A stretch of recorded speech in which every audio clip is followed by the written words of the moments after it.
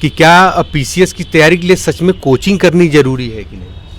कोई ज़रूरत नहीं। हम कोचिंग आज तक कहीं कोचिंग में कदम नहीं रखे और ये दूसरे ही प्रयास में हाँ बिल्कुल सफल हो गया। उसमें आपका बड़ा योगदान रहा है, आपको बहुत बहुत धन्यवाद। धन्यवाद बहुत बहुत। सर जानना चाह कैसे पहुंचे आप, एक ही साल में सिलेक्शन कैसे हो गया, क्या गाइडेंस मिला आपको कि सही किताबें मिलती चली गई, क्या कैसे? किताबें भी रही और हमारे दोस्तों का ग्रुप बड़ा अच्छा रहा।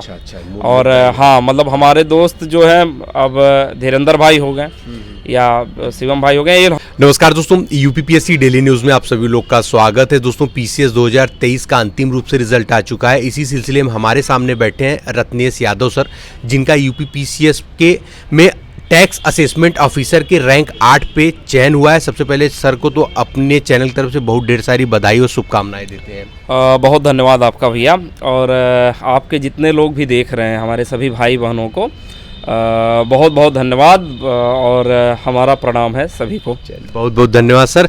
सर जानना चाहेंगे कि आपका जो एजुकेशनल बैकग्राउंड है वो किस प्रकार रहा है और कब आपने सिविल सर्विस की तैयारी मतलब आप आए, और पढ़ने में छात्र आप किस प्रकार से रहे, पहले से पीसीएस ऑफिसर जैसे छात्र थे कि बाद में हो गए, ऐसा कुछ ये चीज़ें?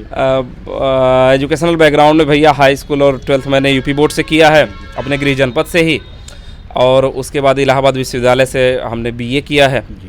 और पढ़ाई में हमेशा से औसत ही रहे हैं, बहुत ज़्यादा कुछ ऐसा नहीं रहा है कि शुरू से बहुत अधिकारियों वाला गुण और ऐसा नहीं मामला था। पढ़ाई औसत ही रही है और तैयारी की शुरुआत हुई है कोविड-19 के समाप्त होने के बाद 2002 मतलब कोविड-19 का सेकेंड वेव था 2021 से। अच्छा 21 एकदम फ्रेश तैयारी उसी समय शुरू 21 से शुरू किया था, 22 वाला दिया था प्रीलिम्स, 22 वाले में 2 नंबर से रुक गया। अब उसके बाद 23 में दिया और अब ईश्वर की कृपा से इसमें अच्छा जानना चाहेंगे जैसे आपने तैयारी अपनी शुरू करी एकदम फ्रेश जो है, कौन से सन से शुरू किया था? 2021 से। हाँ। इसके पहले आप गाइडेंस प्राप्त कर चुके थे कि 21 में ही गाइडेंस आपको नहीं, 21 से मैंने शुरुआत किया, चूंकि मामला ये था कि 2019 में मेरा तो सही जगह कैसे पहुंचे आप, एक ही साल में सिलेक्शन कैसे हो गया, क्या गाइडेंस मिला आपको कि सही किताबें मिलती चली गई, क्या कैसे? किताबें भी रही और हमारे दोस्तों का ग्रुप बड़ा अच्छा रहा। और हाँ मतलब हमारे दोस्त जो है अब धीरेन्द्र भाई हो गए या शिवम भाई हो गए, ये हम लोग का ग्रुप जो था यूनिवर्सिटी के समय से ही बहुत अच्छा ग्रुप बन गया। और उसमें फिर हम लोग स्वयं से ही, कहीं बिना कोचिंग लिए, कहीं किसी के बिना गाइडेंस के, स्वयं से ही रणनीति बना के और किताबों के माध्यम से पूरी तैयारी। चलिए बड़ी अच्छी जानकारी आप हमारे व्यूअर्स के लिए अभी तक प्रदान करेंगे, क्योंकि आप बिना कोचिंग सेल्फ और दोस्तों के ग्रुप के संगत मतलब सारी चीज़ें हो गई हैं। सर जानना चाहेंगे कि आपका माध्यम कौन सा है और साथ ही में आपका ये मेंस को अटेम्प्ट कौन सा है और इंटरव्यू को कौन सा? हिंदी माध्यम था, मेंस का पहला प्रयास था और पहला इंटरव्यू था। अच्छा, डर नहीं था कि हिंदी माध्यम में आपका सिलेक्शन होगा कि नहीं होगा? नहीं, हम डरे तो बचपन से ही नहीं, कभी डरे ही नहीं, किसी चीज़ से नहीं डरे। तो हाँ, डर तो कभी लगता ही नहीं था, चूँकि हमें लगता है कि ईश्वर ने जो हम लोग चाहे हैं तो सब मिल गया है कृपा से, तो ठीक ही हुआ। हाँ, डरे नहीं कभी। चलिए सर एक चीज़ और जानना चाहेंगे कि क्या इसके पहले कभी आप हमारे यूट्यूब चैनल देखते थे? हाँ बिल्कुल देखते थे। और अच्छा देखिए, अभी रणनीति की बात हो रही थी, हम लोग रणनीति भी बनाए हैं, आप ही लोग का बड़ा योगदान रहा है। अरे बहुत अभी इसके पहले के जो चयनित लोग हैं वो लोग जो चीज़ें बताते थे, हम लोग उसी हिसाब से अपनी स्ट्रेटजी डिजाइन करके और ये दूसरे ही प्रयास में हाँ बिल्कुल सफल हो गया। उसमें आपका बड़ा योगदान रहा है, आपको बहुत बहुत धन्यवाद। धन्यवाद बहुत बहुत। सर जानना चाहेंगे कि आप इस समय जो है सेलेक्ट हो गए टैक्स असेसमेंट ऑफिसर पे, पीसीएस की काफ़ी अच्छी पोस्ट है, 5400 ग्रेड पे की पोस्ट है। काफ़ी लोग हैं व्यूअर्स जो अभी मतलब नहीं जानते भी होंगे कौन सी पोस्ट है, क्या है, कैसे। दोस्तों आपको बताना चाहेंगे टैक्स विभाग का ही पोस्ट है और टैक्स के जितने विभाग हैं उनमें कहीं ना कहीं इसकी पोस्टिंग होगी मुख्य रूप से। सर हम लोग इस में जानना चाहेंगे कि आपका जो मतलब इस सब जर्नी में सबसे बड़ा योगदान सफलता में आप किन किन लोगों को देना चाहेंगे? एक तो माता पिता का बड़ा योगदान रहा है और परिवार के सभी सदस्यों का, हमारी बहन का, हमारे जीजा जी का रहा है, भाई साहब का रहा है, मामा जी का हमारे बड़ा योगदान रहा है। और उन सब के बावजूद, और अगर पढ़ाई में देखा जाए तो हमारे मित्र हैं धीरेन्द्र यादव जी, उनका बड़ा मतलब इतना ज़्यादा योगदान रहा है कि अगर उनका योगदान न रहता तो शायद ये परीक्षा नहीं सफल हो पाती, क्योंकि हम दोनों लोग साथ ही में सारा सब्जेक्ट बनाते थे, नोट्स बनाते थे और ज़्यादा नोट्स वही बनाते थे, हम पढ़ते थे। तो हम थोड़े से लापरवाह भी रहे, तो इसलिए उनका बड़ा योगदान रहा है। ऐसे ऐसे मित्र मतलब ईश्वर की कृपा से ही प्राप्त हाँ, ये तो हरी कृपा से ही अच्छे लोग मिलते हैं। तो अब सर हम लोग आते हैं, अब स्ट्रेटेजी करते हैं हम लोग, प्रारंभिक परीक्षा, मुख्य परीक्षा और साथ ही में इंटरव्यू, ये चीज़ें कलेक्ट करेंगे। और इस बार नया सबसे था, ऑप्शनल नहीं था, उसके विषय में थोड़ा स्पेशल अलग से लास्ट में हम लोग इस चीज़ों को जानेंगे। सर इसमें जानते हैं प्रारंभिक परीक्षा के लिए आपने बताया कि आप सेल्फ स्टडी किए, दोस्त यार से ही सारी चीज़ें, तो कहाँ से अपने प्रारंभिक परीक्षा के लिए मैटर आपने इकट्ठा किया, इसको मतलब पूरा प्रारूप अच्छे जो भी रहे हो आप उसको बता दीजिए। अगर सब्जेक्ट वाइज अगर बात की जाए तो जितने भी सब्जेक्ट हैं, जैसे प्री में 7 सब्जेक्ट मोस्टली हम लोग को पढ़ने होते, 7-8 सब्जेक्ट। एक तो हिस्ट्री हो गया, ज्योग्राफी हो गया, पॉलिटी हो गया, इकोनॉमिक्स हो गया, एनवायरनमेंट हो गया, जनरल साइंस हो गया, करंट अफेयर हो गया और यूपी स्पेशल हो गया। ये सभी चीज़ें हैं। इन सभी चीज़ों पे हम लोग ग्रुप बनाए थे दोस्तों का, 2-3 लोगों का, कि जैसे अब ज्योग्राफी हो गया तो इंडियन ज्योग्राफी का नोट्स कोई बना ले रहा है और कोई वर्ल्ड ज्योग्राफी का नोट्स बना ले रहा है। हिस्ट्री में कोई मॉडर्न हिस्ट्री का बना ले रहा है। हिस्ट्री में तो चूंकि मैं हिस्ट्री पढ़ाता भी रहा हूँ, तो हिस्ट्री मेरे पास रहता था कि हिस्ट्री का मैं बना देता था, एंशिएंट और मिडिवल और मॉडर्न। और इसके अलावा इन्वायरमेंट कोई बना दे रहा है। और इन सभी चीज़ों की जो बेसिक किताबें, स्टैंडर्ड किताबें, स्टैंडर्ड किताबों से पढ़ के। स्टैंडर्ड किताब कौन सी थी, कुछ बता दीजिए। स्टैंडर्ड किताब जैसे अगर हिस्ट्री में बात की जाए तो एक राजीव अहिर की स्पेक्ट्रम की किताब है, और एंशिएंट और मिडिवल के लिए ज्ञानचंद की एक किताब आती है, ज्ञान पब्लिकेशन की, उनकी भी किताब अच्छी है। और एनवायरनमेंट के लिए एक बेहतरीन सोर्स है घटनाचक्र का पूर्वावलोकन। पॉलिटी के लिए लक्ष्मीकांत तो बाइबल की तरह है, उससे अच्छा ये रहा कि हम लोग को बार बार रिवाइज करने में लक्ष्मीकांत नहीं उठाना पड़ता था, क्योंकि लक्ष्मीकांत का हम लोग शॉर्ट नोट्स बना लिए थे लगभग 100-150 पेज में, तो वह बहुत फ़ायदेमंद रहा। कि चूंकि वो एग्ज़ाम के एक दिन पहले पॉलिटी रिवीजन में सुबह करता था। जैसे एग्ज़ाम है आज 14 मई को एग्ज़ाम, तो सुबह उठा 5-6 बजे नहा धो के एग्ज़ाम सेंटर जाते जाते वो पूरा लक्ष्मीकांत रिवीजन हो जाता था। तो ऐसे ही सब सब्जेक्ट का स्टैंडर्ड किताबों से नोट्स और ज़्यादातर चीज़ों का घटनाचक्र पूर्वावलोकन के माध्यम से जो प्रीवियस ईयर क्वेश्चन है उनको देख लिया जाता था। अच्छा, घटनाचक्र का पूर्वावलोकन, प्रीवियस ईयर क्वेश्चन देखते हैं। हाँ, प्रीवियस ईयर क्वेश्चन की क्या पूछ रहा है और वहाँ से प्रैक्टिस हो जाती थी। अच्छा, ये प्रारंभिक परीक्षा की स्ट्रेटेजी थी जीएस में, ठीक है। करंट अफेयर के लिए आपने कौन से सोर्स और कब से पढ़ने शुरू कर दिए थे और कितने समय तक के? करंट अफेयर में एक तो न्यूज़पेपर पढ़ने की आदत डेली है, तो वो बहुत जरूरी। नोट भी कहीं करते थे? नहीं, पढ़ते थे केवल। वो दिमाग में पढ़ लीजिए तो एक बार आपको घटनाएं उसका एक मोटा माटी आइडिया रहता है। तो न्यूज़पेपर डेली पढ़ लिया करते थे, जनसत्ता मैं पढ़ता था। और उसके साथ एक मंथली मैगजीन अगर कोई बच्चा फॉलो करना चाहे, नहीं तो हम तो मंथली नहीं पढ़ते थे, हम ईयरली मैगजीन ही फॉलो करते थे। अब उस पर भी हम लोगों ने बड़ा एनालाइज किया था, तो एनालिसिस के बाद जो निकल के सामने बात आ रही थी वह एक तो घटनासार की मैगजीन हमें अच्छी लगी जो ईयरली आती है, और एक घटनाचक्र की ई दृष्टि नवत्र करके आती है। तो इन दोनों में से कोई आप लेके पढ़ सकते हैं। हाँ, बिल्कुल। जानना चाहेंगे, हमारे काफ़ी व्यूअर्स हैं जो कमेंट करते रहते हैं, सर इस पूछिएगा टॉपर से कि क्या पीसीएस की तैयारी के लिए सच में कोचिंग करनी जरूरी है कि नहीं? कोई ज़रूरत नहीं। हम कोचिंग आज तक कहीं कोचिंग में कदम नहीं रखे हैं, तो आज तक कहीं कोचिंग के दरवाजे पर नहीं कदम रखे हैं। आप घर से आराम से तैयारी कर सकते हैं। हाँ, एक स्ट्रेटजी की और एक गाइडेंस की ज़रूरत रहती है। अब कोचिंग या गाइडेंस क्या करता है कि आपका समय कई बार बचा देता है। वो गाइडेंस सही मिलना चाहिए, अब वो जिस भी माध्यम से मिल रहा हो। अच्छा, तो अच्छा, उसके लिए भी अब हम लोग चूंकि अगर चयनित हो गए हैं तो हम लोग का दायित्व तो भी है कि हम लोग को गाइडेंस बताएं। जी, लोगों को लगता है कि जो चयनित हो जाते हैं कैमरे के लिए अलग चीज बताते हैं और पीछे कुछ ऐसा कुछ है, बताइए। हम बचाई के क्या कर लेंगे, आप बताएं। हमें जो रियलिटी है वही चीज है, और हम अलग बता के क्या कर लेंगे? कौन सी गुफा तो छोड़ नहीं रहे हैं कि बहुत बड़ी चीज है। अच्छा, सब लोग वही बता रहे हैं। अगर आपको लग रहा कैमरे के पीछे कोई अलग बता रहा है तो उसका एक सही तरीका है कि 10 लोगों का इंटरव्यू देखिए, 10 लोग वही सोर्स बता रहे हैं। जी जी, बिल्कुल। और तो हम लोग का चैनल इतना बढ़िया काम कर रहा है, उसको देखकर यह आपका चैनल बड़ा बढ़िया कि आपको इसी महीने में इतने लोगों का इंटरव्यू देखने को मिल जाएगा। आप लोग की मेहनत का परिणाम है, तो इसमें आप लोग का बड़ा योगदान है। तो वहाँ देखिए सब लोग वही बता रहे हैं सोर्सेस। अच्छा, हाँ, लेकिन उसको कैसे नोट्स बनाना, इम्प्लीमेंटेशन कैसे करना है, इन चीज़ों पे थोड़ा सा आपको हाँ ध्यान रखना पड़ेगा कि स्ट्रेटजी सही रखें। अच्छा, ठीक है। सर, हमारा अभी मेंस में जाने से पहले 2 प्रश्न रहेगा कि आपको अपनी अंतिम सफलता प्राप्त करने तक में और कौन कौन से संघर्ष ऐसे छात्र जीवन में देखने पड़े, कुछ ऐसी कठिनाइयाँ थी, कुछ ऐसा जीवन, क्योंकि और अगर लोग अपने आप को ऐसे मैच करेंगे उस चीज़ से तो बात है। देखिए, यह तो पूरा तैयारी के दौरान अप्स एंड डाउन सभी के जीवन में रहते हैं। पारिवारिक समस्याएं, परिवार में स्वास्थ्य से संबंधित समस्याएं या तमाम समस्याएं ऐसे आती रहती हैं। कोई आप पे कमेंट कर रहा है, कोई आपकी असफलता पे तंज कस रहा है। अच्छा, एक चीज़ और देखिए, मुझे अभी 2-3 दिन से एक लाइन बड़ी लग रही है कि लोग असफल कहानियाँ भी सुनना चाहते हैं, लेकिन सफल होने के बाद सफल अगर कोई है तो उसकी असफलता की कहानी लोग बड़े इंटरेस्ट से सुनते हैं। लेकिन अगर वास्तव में कोई भैया असफल है और वो असफलता की कहानी सुनाने लगे तो कोई दुनिया में पूछने नहीं आता है। तो सफलता असफलता सबके जीवन में रहती है, अप्स एंड डाउन्स रहता है। और कोशिश यही रहे कि उससे बच के, सबके जीवन में संघर्ष रहता है, हमारे जीवन में भी रहा, सबके जीवन में। और हम लोग चूँकि परिवार से बड़ा जुड़े रहे, और मैं मानता हूँ मेरा नहीं संघर्ष रहा है, हमारे माता पिता का, हमारे बड़े भाई बहन का संघर्ष रहा है। वो लोग त्याग किए होंगे, हमें कभी किसी चीज़ की त्याग करने की ज़रूरत नहीं पड़ी। और हमारे दोस्त यार इतने मजबूत थे कि कभी निराशा लगी नहीं, तो कभी लगी नहीं, तो कभी ऐसा लगा नहीं कि संघर्ष काट रहे हैं, लगा कि सामान्य चल रहा है मामला। बहुत ही आपने सच्चाई और ईमानदारी सारी चीज़ें बताई। सर, इसमें हम जानना चाहेंगे सीसेट में, अभी सीसेट आपने कैसे पढ़ा, मतलब प्रीवियस ईयर क्वेश्चन है, आपका मैथ ठीक था, अच्छा कैसे? चूँकि मैं मैथ्स हमारा ठीक था तो इसलिए सीसेट वाला, लेकिन मैं सीसेट के लिए एक सबसे सही तरीका बता दे रहा हूँ।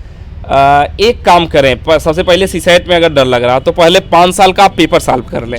यह यूपीएससी और यूपीपीसीएस दोनों के सीसेट के लिए है कि पिछले 5 साल का पेपर आप पूरा का पूरा क्वेश्चन पेपर 2 घंटे बैठ के लगाइए और आप देखिए कितना क्वेश्चन आप कर पा रहे हैं। यूपीपीसीएस में 100 में से 33 ही सही करना होता है, तो अगर 100 में से 40-45 सही हो जा रहा है तो आप सीसेट पूरे साल भर पढ़ने की जरूरत नहीं है, अपनी एनर्जी मत वेस्ट कीजिए। और अगर आप 30 के आसपास आ रहे हैं, 25 के आसपास आ रहे हैं, ऐसे भी हमारे दोस्त रहे, तो आप साल भर थोड़ा थोड़ा मैथ रीजनिंग वाले पोर्शन पे या कॉम्प्रिहेंशन वाले पोर्शन पे, थोड़ा बहुत हिंदी वाले पोर्शन पे ध्यान देते रहेंगे तो हो जाएगा बहुत ज़्यादा नहीं। सर, अब हम लोग आते हैं मुख्य परीक्षा पे।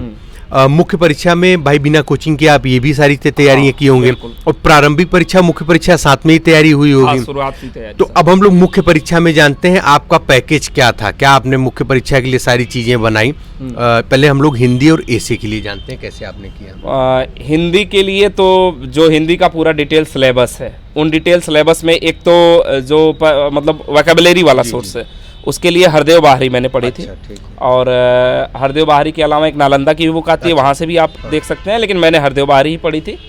और बाकी एस्से राइटिंग की अगर बात की जाए तो एस्से राइटिंग में थोड़ा सा ईश्वर की कृपा से हमारा बचपन से ही बड़ा अच्छा था एस्से राइटिंग। तो मैं विश्वविद्यालय स्तर में जब पढ़ाई करता था तो वहाँ पे भी एस्से राइटिंग की परीक्षाओं में ईश्वर की कृपा से हमेशा प्रथम स्थान ही प्राप्त होता रहा। तो एस्से ठीक रहता था। हाँ, और बाकी लेटर राइटिंग वगैरह के लिए आपको तमाम लोगों का सहयोग मिल जाएगा। हिंदी के कई चैनल हैं, वहाँ से भी देख सकते हैं। एक आध किताबें भी आती हैं, यश कुमार सर की किताब आती है, वहाँ से भी देख सकते हैं। चलिए, तो बिल्कुल। अच्छा, ये इसे हिंदी के लिए पूरा प्रोसेस हो गया। जीएस फर्स्ट, सेकंड, थर्ड और फोर्थ। देखिए, यह बड़ा मेंस वाली तैयारी में हम लोग का पहला मेंस था और पहली बार में मेंस में सफलता मिल गई, यह बड़ी अच्छी बात रही। और चूंकि इसके लिए क्या इसका मुख्य कारण आप ऑप्शनल मानते हैं, क्या हटना? हाँ बिल्कुल, ऑप्शनल एक बड़ा कारण है, बहुत बड़ा कारण है। और ऑप्शनल हटने से थोड़ी सी समानता आई है, समानता आ गई। बिल्कुल समानता। अब की बार जो रिजल्ट आएगा वो बैलेंस में आएगा। बिल्कुल बैलेंस आया है। अब आगे से जितने रिजल्ट आएंगे वो बैलेंस आएंगे। न लैंग्वेज का बहुत ज्यादा मामला रहेगा, हमारी तो पूरी तैयारी हिंदी माध्यम से हुई है, तो लैंग्वेज के लिए तो डरिए ही मत। मतलब डर निकाल दे छात्र अपने जीवन से, इंग्लिश हिंदी वाला जो डर। हमसे मिलते हैं, भैया हमारा इंग्लिश है, हम हिंदी है, अंग्रेजी बदल, हम काहे करने जाओगे भाई, चुपचाप पूरे हिंदी में करो। जब तुम्हारी मौलिक भावनाएं हिंदी में आ रही, काहे करने जाओगे अंग्रेजी में? दूसरी बात यह है कि लैंग्वेज का मसला नहीं है। दूसरा, अब मानविकी छात्रों के साथ किसी प्रकार का कोई भेदभाव वाला आरोप नहीं रह गया। अब तो कि मानविकी में नंबर कम है, साइंस वाले सभी में नंबर ज़्यादा है, तो ये सब समस्याएं समाप्त हो गई। और अब बची जीएस की बात। जीएस के सब पेपर में मेंस की तैयारी, आपको एक चीज़ बहुत ध्यान रखना है कि मेंस में जितने टॉपिक्स हैं उन सभी टॉपिक्स का आपके पास नोट्स होना चाहिए। अच्छा, यह सबसे ज़्यादा जरूरी है। अच्छा। हाँ, अगर तो नोट्स कहाँ से प्राप्त करेंगे? वह नोट्स बेसिक किताब, जैसे GS1 में जो पेपर है, GS1 में आर्ट एंड कल्चर है, मॉडर्न हिस्ट्री है, इसके अलावा ज्योग्राफी है, इसके अलावा सोसाइटी है, इन सभी चीज़ों की स्टैंडर्ड जो किताबें आती हैं उन किताबों से आप खोज खोज के नोट्स बना लीजिए। और GS2 का ही इसी प्रकार से है।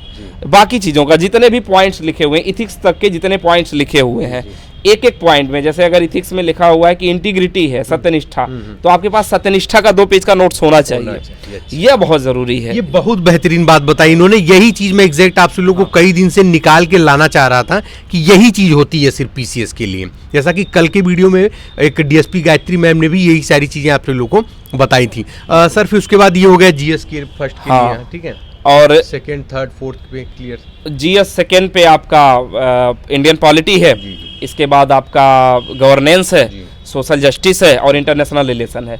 तो पॉलिटी हो गया, गवर्नेंस हो गया, सोशल जस्टिस हो गया, उसमें भी सेम स्ट्रेटजी की जितने पॉइंट्स है, एक भी पॉइंट को छोड़ना नहीं है भाई। एक भी पॉइंट छोड़ेंगे सुसाइडल हो जाएगा मामला। एक भी पॉइंट न छोड़िए, सभी पॉइंट्स पे आपके पास नोट्स होने चाहिए। और इंटरनेशनल रिलेशन तो लास्ट टाइम पढ़ा जाता है, जब एग्जाम में आप प्री दे लीजिए, उसके बाद इंटरनेशनल रिलेशन के लिए परेशान होइए। जी। उसी प्रकार से जीएस थर्ड में है। अच्छा। और जीएस थर्ड में टॉपिक वाइज अगर बात करें तो शुरुआती पोर्शन इंडियन इकोनॉमी का रहता है, जिसमें एग्रीकल्चर इंक्लूडेड रहता है। इसके बाद साइंस एंड टेक वाला पोर्शन रहता है, इन्वायरमेंट का पोर्शन है, डिजास्टर मैनेजमेंट है, इंटरनल सिक्योरिटी है। तो ये जितने पोर्शन है, सब पे जितने टॉपिक्स लिखे गए हैं, जैसे फूड प्रोसेसिंग इंडस्ट्रीज है तो उस पर आपका नोट्स होना चाहिए। तो यह बहुत ज़्यादा ज़रूरी है। और जीएस थर्ड में आपको अपडेटेड थोड़ी नोट्स आपके लिए ज़रूरी है। अच्छा, फोर्थ पेपर में जितने पॉइंट लिखे हुए हैं, हम बताएं भैया कि सिलेबस में मेरा जो था तैयारी का, मेंस की तैयारी में सबसे ज़्यादा जरूरी है सिलेबस उठाइए, प्रीवियस ईयर पेपर उठाइए, देखिए कि प्रीवियस ईयर पेपर पूछ क्या रहा है। यूपी पीसीएस डायरेक्ट प्रश्न पूछता है, कोई भी टॉपिक हो उस टॉपिक पे डायरेक्ट प्रश्न है, घुमा के प्रश्न नहीं पूछता है। फुलटास बॉल है, आएगा तो छक्का लगेगा, नहीं आएगा तो गायब हो जाएंगे। तो सिंपल सी बात है। तो GS4 के जितने टॉपिक्स थे, सब टॉपिक्स पे शुरू से उठाया, एक एक टॉपिक्स का नोट्स बनाने का प्रयास किया, और उसमें मित्रों का बड़ा सहयोग रहा है। धीरेन्द्र भाई काफ़ी नोट्स बनाए हैं, तो धीरेन्द्र भाई नोट्स बनाए, हम दोनों लोग उसको पढ़ लेते थे, तो रहता था ये मामला। और ऐसे ही GS चारों पेपर इसी प्रकार से रहे। हाँ, उसके साथ साथ आंसर राइटिंग का एक बड़ा योगदान रहा। अच्छा। हाँ, आंसर राइटिंग थोड़ा प्रैक्टिस करना बहुत ज़रूरी है, क्योंकि सबसे बड़ा टास्क हम लोग को लिखते समय जो समझ में आया कि 3 घंटे में 20 क्वेश्चन कंप्लीट करना, वह बहुत बड़ा टास्क है। अच्छा। वो 3 घंटे में लगता था जैसे हाथ उखड़ गया है भाई।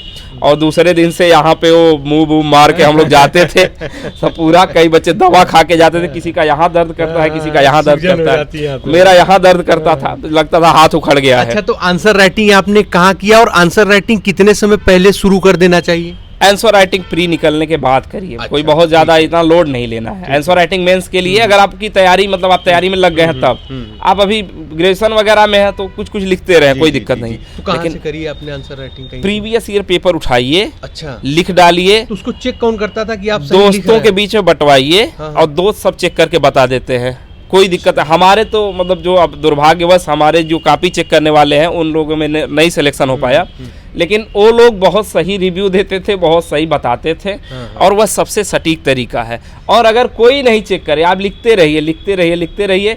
कोई मिल जाए जो तैयारी में लगा हुआ हो, मेंस दे रहा हो, या उसकी तैयारी ठीक लगती हो, उसको दे दीजिए, भैया चेक करके दे दीजिए। नहीं, आप रिव्यू देना न दीजिए, नंबर दे दीजिए। संदीप भैया अक्सर अगर कोई हो आपके पास, जैसे हाँ, संदीप भैया का बड़ा योगदान रहता है। संदीप भैया पकड़िए और संदीप भैया से चेक कराइए, आशीष भैया से चेक करा लीजिए। तो हाँ, कुछ इनके पास भी भेजिए, कुछ हम लोग के पास भी अब भेज दीजिए। बहुत ढेर सारे, स्वयं भी मैं चेक कर दूंगा, आप चाहे तुम्हारे भेजते। हाँ, तो भैया के पास भेजिए, हम लोग के पास भी भेजते रहिए। हम लोग भी प्रयास करेंगे कि चेक करके देते रहें, और तो कहीं न कहीं से आपको चेक हो जाएगी। अच्छा, हो जाएगी। तो चीजें रहती हैं, लेकिन लिखते रहना जरूरी है। लिखते रहना बहुत जरूरी है। और फुल टेस्ट लिखना एक बड़ा जरूरी है। अच्छा। 3 घंटे का। हाँ। क्योंकि वो 3 घंटे में 20 क्वेश्चन को अटेम्प्ट करना, वह भैया एक चुनौती रहती है।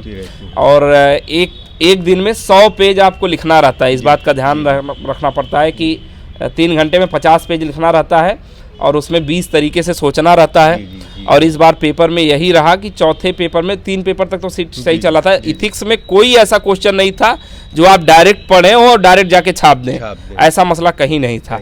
सब जगह आपको क्वेश्चन घुमाया था, थोड़ा थोड़ा वहाँ इंटरलिंक करना पड़ रहा था।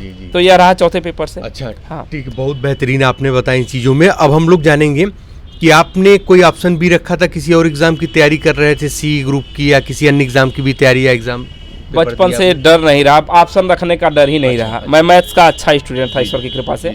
मैथ्स में हमारे हाई स्कूल में 98 मार्क्स आए थे, तो यूपी बोर्ड से तो उतने नंबर, बढ़िया नंबर माने जाते हैं। तो मैथ्स मेरी शुरू से अच्छी थी। 12th के बाद सब लोग कह रहे थे कि IIT से बीटेक और ग्रेजुएशन, हमने कहा कि हमें करना सिविल सर्विसेज है। यह था परिवार में शुरू से कि ठीक है पढ़ाई लिखाई में है तो सिविल सर्विसेज। हमने कहा सिविल सर्विसेज की तरफ अगर जाना है तो हम IIT करके बीटेक करके उतना संसाधन बर्बाद करके काहे बैकअप बनाना है ना, खाली इसी बात का खाली डर है ना कि बैकअप कैसे बनेगा। मैं पढ़ाता था, अच्छा, मैं ग्रेजुएशन के लास्ट ईयर से पढ़ाना शुरू कर दिया और पढ़ाने में बहुत अच्छा बैकअप बन गया। मैं वर्तमान में लखनऊ यूनिवर्सिटी में पढ़ा रहा था, तो मुख्यमंत्री अभ्युदय योजना के अंतर्गत, और सिविल सर्विसेज वालों को पढ़ाता था। वही एग्जाम भी मुझे देना होता था, वही चीज़ पढ़ाता भी था और बहुत अच्छा बैकअप था। तो डर लगा नहीं कभी कि कुछ नहीं होगा तो तजुर्बा होगा और वही तजुर्बा बांटेंगे लोगों के साथ। बिल्कुल, अंततः तो आपकी इस विश्वास ने आपको एक परिणाम अच्छा दे दिया। हाँ, तो डर कभी लगा नहीं भैया किसी चीज से, असफलता से तो कभी डरिए नहीं। और प्री का पिछले साल रिजल्ट आया था तो 93 क्वेश्चन सही था, तो लग रहा था कि हो जाएगा। अब आयोग वाला कम बेसी वाला मामला रहता है ना कि वो कुछ क्वेश्चन घटा बढ़ा देता है। अब हमारा 9 क्वेश्चन घटा दिया, 84 क्वेश्चन पे ही हमको रिजल्ट दिया। हमारा नहीं हो पाया, 27 जुलाई 2022 की बात है, रिजल्ट आया नहीं हो पाया। हम कहा फिर देखा जाएगा यार, शाम को 6 बजे हमें फिर देखा जाएगा।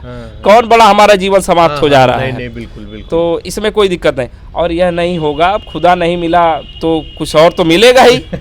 तो खुदा की तलाश में है, खुदा नहीं मिलेगा तो कुछ तो मिलेगा, तो कुछ तो मिलेगा ही।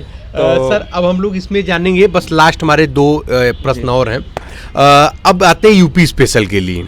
भाई बहुत कम दिन था यूपी स्पेशल, जब पता चला ऑप्शनल हट गया तो डर भी आ गया होगा, अरे भाई अभी यूपी स्पेशल भी है, साथ में सारी चीजें भी करनी है। यूपी स्पेशल के लिए आपने फिर सेल्फी स्टडी था आपका, सारी चीजें, मैटर भी मार्केट में कम थे, कहाँ से मैटर इकट्ठा किया आपने और कैसे उसकी तैयारी? यूपी स्पेशल के लिए हमारे दोस्त हैं धीरेन्द्र भाई, उनके पास हम फोन किए, हम कहे सर इस बार हो नहीं पाएगा, कहाँ से यूपी स्पेशल नया जुड़ गया है और नोट्स वोट्स कुछ बना नहीं है गुरुदेव। 21 टॉपिक फर्स्ट पेपर में था 5वें वाले में, और GS 6 में 23 टॉपिक था, टोटल मिला के 44 टॉपिक हो रहे थे। तो इन्होंने कहा यार परेशान काहे हो रहे हैं, ग्रुप बनाया जा रहा है। हम लोग 5, 6, 8 लोगों का ग्रुप बना लिए और सबको टॉपिक बांट दिया गया कि 44 टॉपिक है, 4 आप बना दीजिए, 4 हम बना दे, 4 आप बना दीजिए, और ऐसे 2-2 4-4 टॉपिक बांट के सब लोग को 4-4 टॉपिक। अब एक आदमी 4 टॉपिक बनाता था, लेकिन उसके पास मिल गया मैटर 44 टॉपिक का। अब वो 4400 टॉपिक तैयार हो गए और यही 4400 तैयार करके और बिल्कुल, और अच्छा उस समय मिलने भी ऑफलाइन भी नहीं थे हम लोग, सब एकदम बना के ऑनलाइन अपलोड कर दिए, जहाँ जो है फोटोकॉपी निकलवा लिया और उसी बनाए हुए पे पढ़ के और वही ले जाकर दे दिए। और 6वें पेपर में तो कुछ भी पढ़ा लिखा काम नहीं आया। अच्छा। GS 6 के पेपर में हालत ये थी कि 1.5 घंटा जब लिख रहे थे हम लोग, चूँकि थक भी गए थे, लास्ट दिन का पेपर था। और GS 6 वाले पेपर में हर एक प्रश्न समझ लीजिए कि एक नई चुनौती थी। और हर एक के लिए रही, सबके लिए रही। वो बाहर जब निकले तब पता चला सबके लिए चुनौती है। तो लग रहा था यार जो पढ़े हैं कहीं कुछ डायरेक्ट लड़ ही नहीं रहा है, तो सब स्ट्रेटजी फेल हो गई। लेकिन एकदम हम लोग उसमें भी मुस्तैदी से लड़े और 2 घंटे बाद तो लग रहा था कि यार पेपर छोड़ दे, तो हम कहे यार 7 पेपर दे दिए हैं, 8वां यही बचा है, 1 घंटा और बैठना है, बैठ के हाथ तोड़ लेते हैं, क्या दिक्कत है। तो उसको भी दे दिया गया और GS 6 वाला पेपर भी हर एक क्वेश्चन कंप्लीट किया गया। कंप्लीट करके निकलने तो लगा कि अरे भाई आज रिलैक्स हो गए, तो ठीक हुआ। अब ठीक हुआ है तभी उसका परिणाम चयन हो गया। अच्छा, अब लास्ट प्रश्न हम पूछना चाहेंगे आपसे कि ऐसे कौन सा एक क्वेश्चन मार्क प्रश्न था आपके दिमाग में एज ए छात्र जीवन में, जब थे पढ़ा भी रहे थे यूनिवर्सिटी में, आप तो छात्र ही एक प्रकार से अपने आप लगे ही थे, कर रहे थे, वो कौन सा प्रश्न था जब अंतिम रूप से आप चयनित हो गए और उसका उत्तर आपको मिल गया? कुछ समय चाहिए तो ले सकते हैं, फिर याद नहीं, ऐसा कुछ था? जैसे जीवन कई शिफ्ट में चलता है, जैसे अभी जीवन में अभी एक उद्देश्य रहता है कि फला नौकरी मिल जाए, उसके बाद अभी दूसरा टारगेट शिफ्ट हो गया। और मैं चूंकि पढ़ा रहा हूँ तो पढ़ाना हमारे लिए हॉबी की तरह है और बड़ा पसंद भी है। तो अब मेरा जो है, मुझे लगता है कि अब जो हासिल हुआ इसके बाद जो है कि अभी तो अपना एग्ज़ाम में सुधारना ही है, लेकिन अब एक हमारे सामने है कि अब मैं अपना YouTube के माध्यम से बच्चों को, अब हमारा दायित्व भी बढ़ गया कि हम जो चीज़ जानते हैं बिना कोचिंग के, जो चीज़ें हैं उसको एक स्ट्रेटजी के माध्यम से बताया जाए। तो चूंकि हम लोग संत कबीर नगर के रहने वाले हैं, तो कबीर दास जी हम लोग के लिए बड़ा वो है, बड़ा पूज्य है। कबीर नगर के सर संत रविदास के हम हैं, तो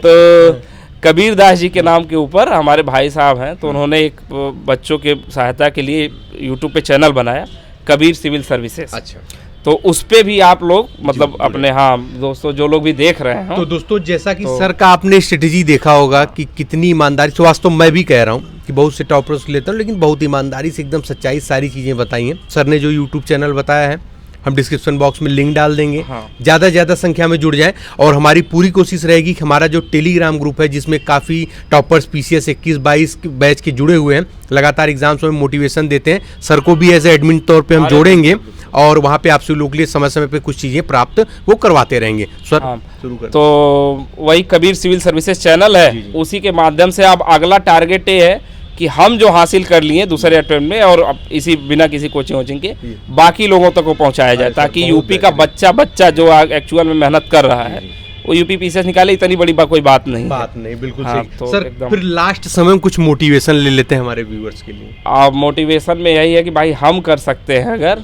कोई कर सकता है। और जीवन में देखिए एक चीज़ और ध्यान रखिए, अप्स एंड डाउन्स चलती है तभी मामला चलता रहता है। तो कभी कभी आएगा आपका बड़ा डाउन फेज चल रहा होगा, तैयारी के दौरान ही लगेगा यार कि जो पढ़े हैं कुछ याद नहीं है, सब मामला गड़बड़ हो गया है, इस साल नहीं निकलेगा, तो सबके साथ लगा रहता है। और उसी से हमको उबर के फिर एकदम ऊंचाई पे पहुंचना है। और डर किसी बात का है या नहीं है, हम लोग कोई राजा महाराजा थोड़ी है कि हमारी इज्जत और पूरा दांव पे लगा हुआ है। हम तो माटी और से निकले हुए हैं, मड़ई के घर में पैदा हुए, तो अब ये बड़ी सफलता है हम लोग के लिए। तो अब वहाँ से यहाँ तक पहुँचे 5400 ग्रेड पे की नौकरी है, कोई बड़ी बहुत अच्छी चीज़ है, बहुत अच्छी पोस्ट हाँ, है। तो सर बहुत बहुत धन्यवाद, आपने इतना कीमती समय हमारे चैनल के लिए दिया और भविष्य के लिए ढेर सारी बधाई और शुभकामनाएं। बहुत धन्यवाद आशीष जी, और आपको बहुत धन्यवाद कि आप ये चला रहे हैं।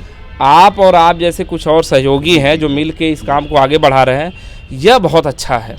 चूँकि इसी का परिणाम है कि हम लोग इतनी कम एज में कि 23 साल की एज में, इतने कम एज में हम लोग इतने बढ़िया तरीके से स्ट्रेटजी डिजाइन कर पाए कि एग्जाम निकल गया। तो इसमें आप लोग का ही बड़ा योगदान रहा है। ये आप लोग सभी लोग का मतलब बड़प्पन है, सारी चीज़ों को समझना जो है कि सही बात क्या है नहीं है। वो तो है ही, सब लोग को ये समझना चाहिए बात कि आप लोग बहुत मेहनत कर रहे हैं, मेहनत कर रहे हैं और ये स्ट्रेटजी सामने ला रहे हैं, ये बड़ी अच्छी चीज़ है। और फिर डिटेल में और बातें करते रहेंगे अपने चैनल के माध्यम से। यहाँ भी सर को जोड़ेंगे जो है हम लोग, इसमें जो है सारी चीजें आपसे लोग प्राप्त होती रहेंगी। सर बहुत बहुत धन्यवाद, बहुत कीमती समय आपने दिया है। जितने भी दर्शक हैं, जितने भी भाई बहन देख रहे हैं, तैयारी वाले हैं, जो भी और भी लोग देख रहे हैं, सबको हमारा हृदय से धन्यवाद है भाई। और हम आपके लिए 24 घंटा अवेलेबल है। और हमारा नाम रत्नेश है, टैक्स असेसमेंट ऑफिसर के पद पे चयन हुआ है। 24 घंटा कोई भी सहायता चाहिए तो आप हमें बता सकते हैं। सबको बहुत धन्यवाद, सबको बहुत प्रणाम। धन्यवाद सर। तो जी हाँ दोस्तों, देखा आप सभी लोगों ने कितनी ईमानदारी से सच्चाई के साथ में सारी चीजें सर ने आप सभी लोगों के साथ शेयर की हैं। तो जी हाँ दोस्तों, जो भी चैनल पर नया हो चैनल को सब्सक्राइब करने के साथ साथ बेल आइकन जरूर प्रेस करें, ताकि उत्तर प्रदेश लोक सेवा आयोग और अन्य भर्ती विभाग की तरफ से कोई भी महत्वपूर्ण अपडेट हो आप सभी लोगों से मिस ना होने पाए। चलिए मिलते हैं अगले वीडियो में, तब तक के लिए जय हिंद, जय भारत, नमस्कार।